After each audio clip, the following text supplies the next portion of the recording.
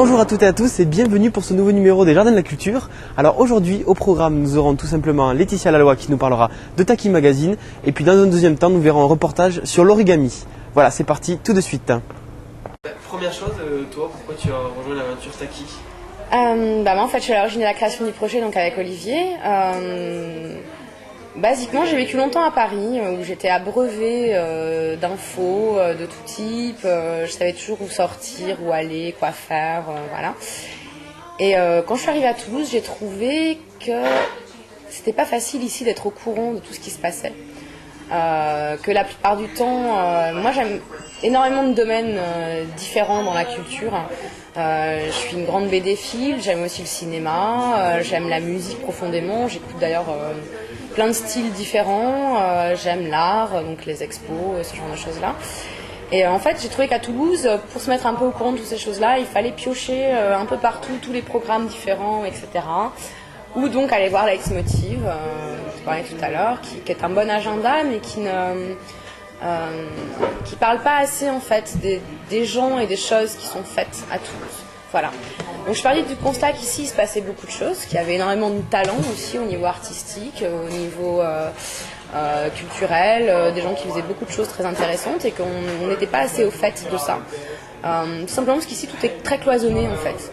On a remarqué que les gens vont beaucoup toujours au même endroit avec les mêmes personnes. Voilà. Donc l'idée de base de ce magazine, c'est que cette rencontre entre Olivier et moi qui était graphiste et dans la com depuis longtemps, lui qui avait déjà travaillé dans la presse, dans les relations presse, dans l'édition, de monter une structure commune en fait pour un petit peu juste parler de nous, nos coups de cœur, et peut-être rassembler des gens autour de ce principe-là, en les ouvrant vers d'autres horizons, aller voir ce qui se passe un peu dans le bar d'à côté, au lieu d'être toujours dans le même, dans la ville d'à côté, et voir dans toute la région Midi-Pyrénées. Voilà. Donc Taki est distribué sur Toulouse, parce que pour l'instant on n'a pas vraiment les moyens de faire autrement, hein. On fait ça nous-mêmes, etc. On est associatif, on se débrouille de tout, on fait tout ce qu'on peut. D'ailleurs, on est au Silène pour faire nos réunions de rédac parce qu'on n'a pas de locaux. Hein, voilà. Chacun travaille de son côté. On se tient beaucoup au fait par mail et on fait une réunion une fois par semaine pour tout mettre sur papier, voilà, et en discuter. Voilà. Donc l'idée de base, ça a été ça, un truc collectif pour faire partager un petit peu notre univers, les choses qu'on aime et essayer de rassembler les gens autour de projets communs. Alors justement, on parlait tout à l'heure avec Olivier, pareil, comme toi, il nous disait que vous étiez donc sous forme associatif. Oui. Alors, justement, pour sortir un gratuit comme ça, comment vous faites pour financer? On galère, hein. On galère, je pense, comme toutes les structures qui essayent de faire des choses, on n'est pas les seuls. Tu prends n'importe quelle association qui fait des festivals, des événements, tout un tas de choses, c'est long. Il faut ramer, il faut se faire connaître, il faut que... Voilà, c'est une subvention, construire un réseau, c'est un peu tout, on cherche un peu partout. Pour l'instant, on se débrouille beaucoup par nous-mêmes. J'avoue qu'on croit tous beaucoup au projet, donc on a tous investi autant du temps que de l'argent. On est tous bénévoles, hein, donc on travaille dur. Voilà, et après on espère que petit à petit, il y a de plus en plus de gens qui croiront en nous, qui croiront que Taki a sa place à Toulouse. Alors, je veux dire qu'on mérite de continuer à exister. De la part des lecteurs, j'en ai aucun doute, hein, parce qu'on a vraiment des super retours. Les gens sont ravis parce que ça change, parce qu'on met en valeur l'image, parce qu'on met en valeur les gens d'ici, à tout niveau, que ce soit les gens qui font des choses dans l'art et la culture, comme les gens dans la rue. On a plusieurs rubriques qui sont très interactives à ce niveau-là. On discute beaucoup avec les gens. Voilà. Justement, tu nous parles un petit peu de la place donnée à l'image, tout ça. Il y a aussi ce côté peut-être un peu avant-gardiste, voire un peu dérangeant des fois certains choix de maquettes et tout ça. Est-ce que ça vous pose un problème aussi Oui, ça peut nous poser... Toulouse est quand même ouvert à l'art, etc. Non, je trouve pas, justement. Je trouve que les gens qui font des choses originales ici ont du mal à émerger. Et c'est très dommage. Tant qu'on n'est pas dans quelque chose de construit, d'institutionnalisé, on a du mal à émerger. Moi, personnellement, dans tout ce qu'on a fait jusqu'aujourd'hui, je vois absolument rien de choquant. J'avoue qu'on en discute beaucoup entre nous. Par exemple, la couve du numéro 1, elle a fait beaucoup parler. Voilà. Maintenant, je vois qu'à la télé, on vend des gels douche en montrant des filles avec les seins à l'air. Qu'est-ce que ça a de choquant quand c'est fait d'un point de vue artistique sur une œuvre de quelqu'un qui a posé un concept, qui a sorti quelque chose de lui-même et qui estimait que c'était comme ça qu'il voulait le dire? Qu'est-ce que ça a de choquant? Je pense aussi que le monde des années 2000, etc., devient très puritain. À l'inverse des années 80, où, voilà, moi j'ai 30 ans, donc je suis issue de cet univers-là. Mon enfance, c'est les années 80, où on avait une télévision, par exemple, qui était très cul, hein, pour parler crûment. Les gens se privaient pas de montrer des choses un petit peu osées. Les programmes pour enfants aussi étaient beaucoup plus décalés que ce qu'on peut avoir aujourd'hui. Quelque part, j'ai peut-être envie de revenir à ce principe-là. Je ne sais pas pourquoi on se ferme des portes et pourquoi on se choque de tout. C'est exactement ça. Les soirées que vous organisez, alors, tu peux nous expliquer un petit peu les prochaines? Ouais. Donc pour l'instant, on en a fait qu'une réellement, qui était notre soirée de lancement, qu'on a fait au Théâtre Garonne. Voilà, on n'est pas du tout clubbing ou ce genre de choses. On fait pas des soirées pour faire des soirées, ni pour faire de l'argent, etc.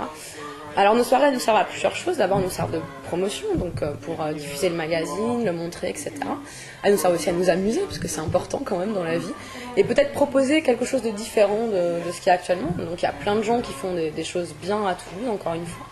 Donc mais performances, ce genre de choses. Voilà, offrir une alternative en fait peut-être à ce qui se passe déjà. Donc nos soirées elles sont jamais en fait gratuites. Il y aura toujours à l'intérieur une démarche artistique, une démarche culturelle, de faire découvrir aux gens des artistes qu'on aime, des artistes du coin, à tout niveau, hein, autant musicalement que on peut inviter des performeurs, on peut faire des expos dans tout domaine. Voilà, donc a priori on va essayer de faire un événement mensuel qui parfois sera juste une performance de rue, une exposition, quelque chose d'assez simple, mais vraiment pour rester dans ce principe d'échange en fait, que les gens viennent à notre rencontre et nous aussi à la leur. Et puis en général on va essayer de prévoir une fois par trimestre une soirée un petit peu plus grosse, donc là où il y aura la partie où on peut danser, s'éclater un peu, voilà. Ce sera la femme qui sera le thème du prochain numéro, alors sans trahir trop de secret. De quoi il sera question? Donc en fait on a choisi au départ cette thématique-là, on choisit une thématique à chaque numéro, donc là le numéro 2 était sur la BD, voilà, parce qu'on a été partenaire du salon de la BD de Colomiers, c'est un domaine qui nous intéresse plus tout ou moins et qu'on avait envie d'explorer un peu plus. Il faut savoir que nous aussi, quand on travaille sur le magazine, on découvre des choses, le but il est aussi là, quoi. C'est qu'on est une grosse équipe maintenant, on est presque 20, donc chacun fait découvrir des choses aux autres. Donc ce numéro sur la femme, en fait, on s'est dit notre numéro, il va courir de mi-janvier à mi-mars. Il y a la journée de la femme le 8 mars. On est une minorité de femmes dans l'équipe, bien que maintenant il y en a de plus en plus, mais au départ j'étais seule femme dans l'équipe. Donc maintenant voilà, on est un petit peu plus, etc. Et puis de toute façon, quoi qu'il se passe, on travaille tous ensemble, garçon, fille, c'est bien, du coup on a un échange là-dessus. Donc on va parler en fait de la femme sur différents aspects, en invitant des gens déjà à montrer leur vision de la femme. Donc d'un point de vue journalistique, hein, donc il y aura un dossier dans la femme et sa relation à la culture, à l'art, ce genre de choses. On n'a pas encore trouvé l'axe rédactionnel précis parce que ce dossier fait que 6 pages. On ne peut pas en 6 pages parler de toutes les femmes du monde qui concernent la culture forcément.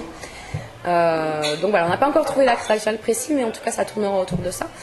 Et puis ensuite on a invité des femmes aussi à travailler avec nous. Donc, par exemple pour la couverture c'est une jeune artiste qui s'appelle Nadia Herman qui va la faire, qui est ancienne des Beaux-Arts de Toulouse, diplômée l'année dernière, qui fait déjà pas mal de choses, qui a exposé notamment à Colomiers pendant le salon de la BD dans une expo qui s'appelait Urban Trip, voilà, qui est une expo de rue, et elle a une âme assez féministe et assez avant-gardiste.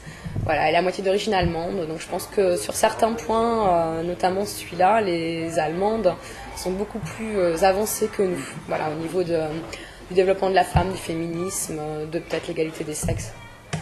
Donc voilà, l'idée là, c'est un petit peu de revendiquer la place de la femme qui s'assume, la femme un peu libérée, voilà, la femme qui s'exprime, qui n'a pas peur de donner son opinion, de diriger, de créer, tout en restant une femme, tout en étant parfois maman, tout en étant...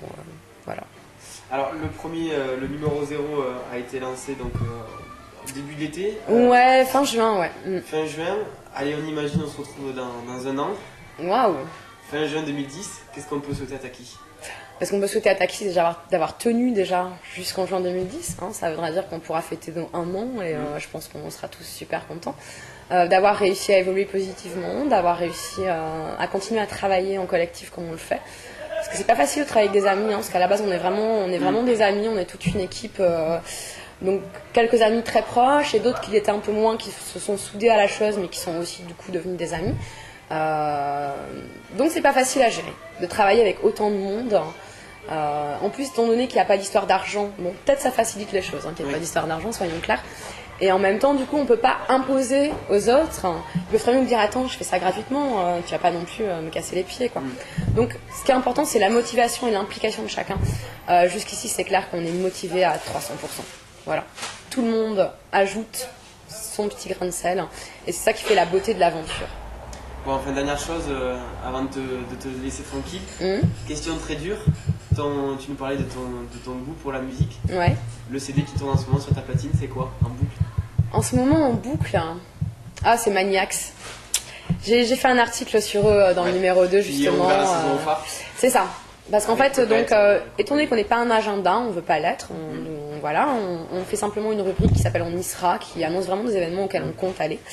Et donc depuis le numéro 2, maintenant on a une rubrique qui s'appelle On y était et qui revient sur l'événement qui nous a le plus marqué durant les 2 mois précédents.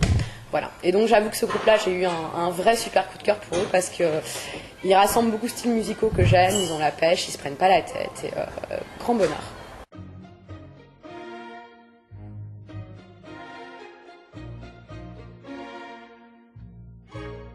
À l'occasion de son 25e anniversaire, l'imprimerie Delors a reçu la visite de Vincent Floderer. Cet artiste, sculpteur de formation, exerce une profession peu commune. Il est origamiste, c'est-à-dire plieur de papier. L'origami est le pliage d'une seule feuille de papier qui n'est ni coupée ni collée et qui donne un objet en 3 dimensions. Les premiers pliages datent, effectivement, de 1000 ans, on dit la grue traditionnelle japonaise aurait 1000 ans. Et c'est un art qui est resté aussi, il faut savoir, figé pendant très très longtemps, jusqu'à la Deuxième Guerre mondiale, en fait, c'est-à-dire autour de quelques modèles traditionnels. C'est un art qui n'a pas du tout évolué. Voilà, ça c'est un modèle qui n'est pas issu qui est issu des techniques traditionnelles, disons, qui est d'Isao Honda, l'aigle en vol, que je trouve très beau parce qu'il a dans les classiques japonais, il exprime vraiment toute la force de l'aigle en vol avec, justement, vous parlez de simplicité, de choses simples, ce qui ne veut pas dire facile, pour moi c'est pas du tout un synonyme. Et donc effectivement c'est sous l'impulsion de quelques maîtres comme ça à partir de la Deuxième Guerre mondiale, dont Isao Honda, Akira Yoshizawa, qui ont fait évoluer les quelques modèles classiques qui existaient à ce moment-là. Vincent Floderer expérimente de nouvelles formes. À partir de pliages multiples, il donne vie à des motifs végétaux ou à des paysages. Au-delà du côté purement artistique de l'origami, il s'intéresse à ses applications dans le domaine scientifique. La modélisation de ressorts, par exemple, comme le montre cet origami en accordéon, pourrait très bien être adaptée à la mécanique. Là, ce sont des objets d'un type assez nouveau. À ma connaissance, je n'ai pas vu de description de ces choses-là, qui mécaniquement, aujourd'hui, on pourrait trouver des applications dans tout ce qui est nanotechnologie, c'est-à-dire des micromoteurs, des choses comme ça, parce qu'on va générer des mouvements extrêmement complexes à partir d'un simple plan de papier. N'oublions pas que cette forme-là, elle est développable par un simple dessin sur une feuille. Sans parler des applications dans le domaine de l'architecture.